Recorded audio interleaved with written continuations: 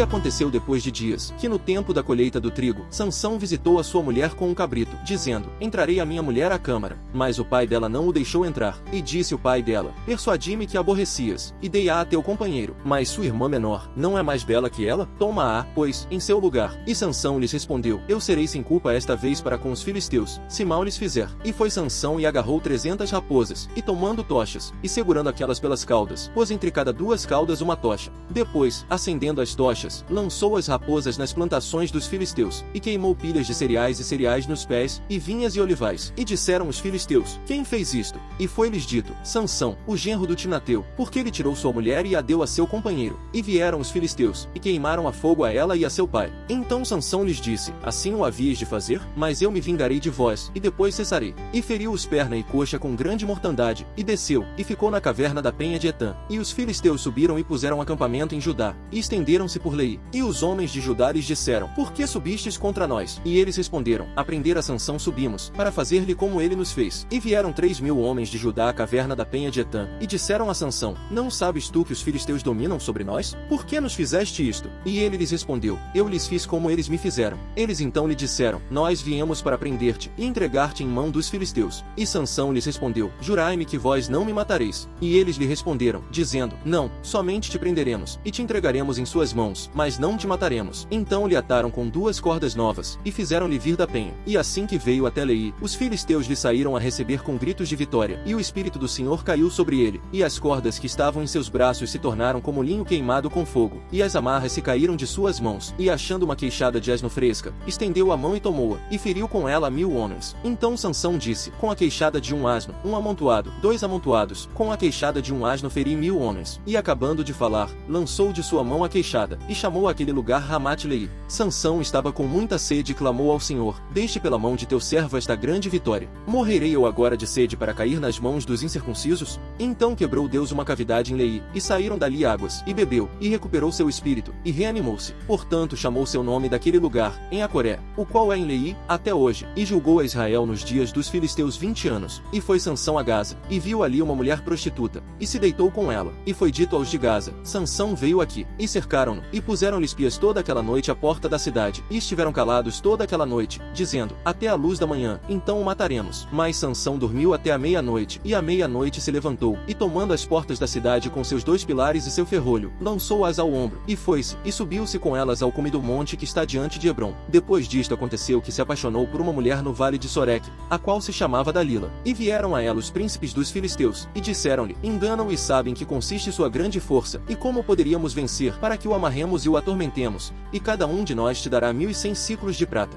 Disse, pois, Dalila a Sansão: conte-me, por favor, de onde vem a sua grande força e como você pode ser amarrado e subjugado. E respondeu-lhe Sansão: se me atarem com 7 vimes verdes que ainda não estejam secos, então me debilitarei, e serei como qualquer um dos homens. E os príncipes dos filisteus lhe trouxeram 7 vimes verdes que ainda não se haviam secado, e atou-lhe com eles. E estavam espias em casa dela em uma câmara. Então ela lhe disse: Sansão, os filisteus sobre ti. E ele rompeu os vimes, como se rompe uma corda de estopa quando sente o fogo, e não se soube sua força. Então Dalila disse a Sansão: eis que tu me enganaste, e me disseste mentiras. Revela-me pois agora, eu te rogo, como poderás ser acorrentado. E ele lhe disse: se me atarem fortemente com cordas novas, com as quais nenhuma coisa se tenha feito, eu me debilitarei, e serei como qualquer um dos homens. E Dalila tomou cordas novas, e atou-lhe com elas, e disse-lhe: Sansão, os filisteus sobre ti. E os espias estavam em uma câmara, mas ele as rompeu de seus braços como um fio. E Dalila disse a Sansão: até agora me enganas, e tratas comigo com mentiras. Revela-me pois agora como poderás ser acorrentado. Ele então lhe disse: se teceres 7 tranças de minha cabeça com a teia. E ela fincou a estaca, e disse-lhe: Sansão, os filisteus sobre ti. Mas despertando ele de seu sonho, arrancou a estaca do tir com a teia. E ela lhe disse: como dizes, eu te amo, pois que teu coração não está comigo. Já me enganaste 3 vezes, e não me has ainda descoberto em que está tua grande força. E aconteceu que, pressionando-lhe ela cada dia com suas palavras e importunando-lhe, sua alma foi reduzida a mortal angústia. Revelou-lhe, pois, todo o seu coração, e disse-lhe: nunca a minha cabeça chegou na valha, porque sou nazireu de Deus desde o ventre de minha mãe. Se for rapado, minha força se apartará de mim, e serei debilitado, e como todos os homens. E vendo Dalila que ele lhe havia revelado todo o seu coração, mandou chamar aos príncipes dos filisteus, dizendo: vinde esta vez, porque ele me revelou todo o seu coração. E os príncipes dos filisteus vieram a ela, trazendo em sua mão o dinheiro. E ela fez que ele dormisse sobre seus joelhos, e chamado um homem, rapou-lhe 7 tranças de sua cabeça, e começou começou a afligi-lo, pois sua força se apartou dele. E disse-lhe: Sansão, os filisteus sobre ti. E logo que despertou ele de seu sonho, se disse: Esta vez sairei como as outras, e me escaparei, não sabendo que o Senhor já se havia dele apartado.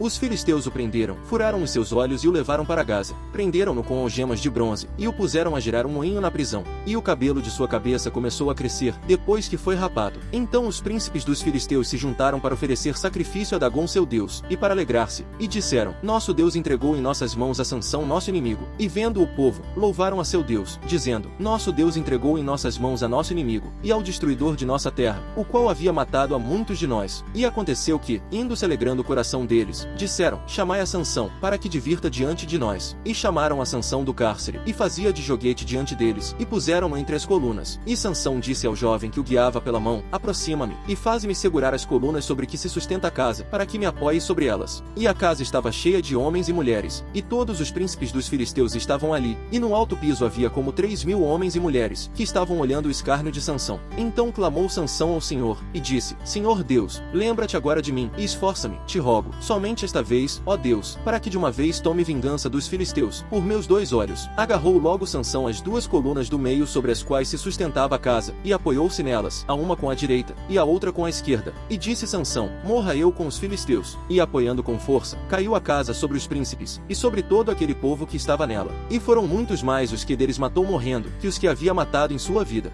Foram, então, os seus irmãos e toda a família do seu pai para buscá-lo. Trouxeram-no e o sepultaram entre Zorá e Estaol, no túmulo de Manoá, seu pai. Sansão liderou Israel durante 20 anos.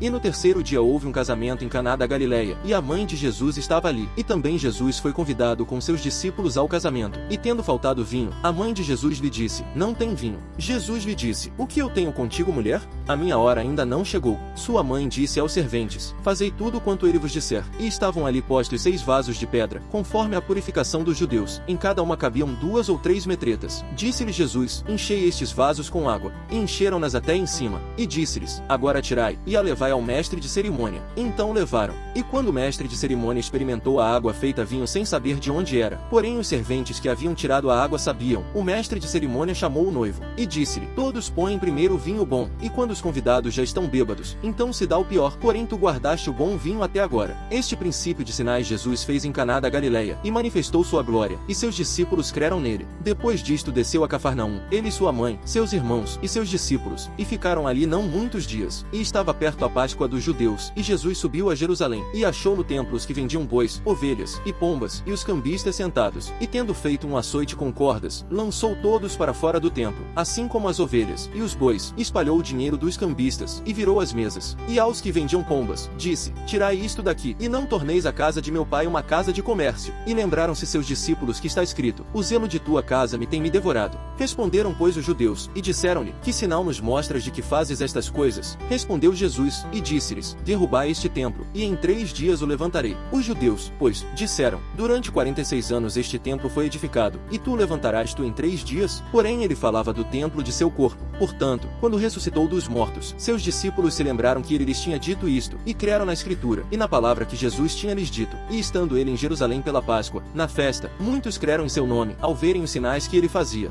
Mas o mesmo Jesus a si mesmo não confiava neles, porque conhecia a todos, e não necessitava de que alguém lhe desse testemunho de ser humano algum, pois ele bem sabia o que havia no interior do ser humano.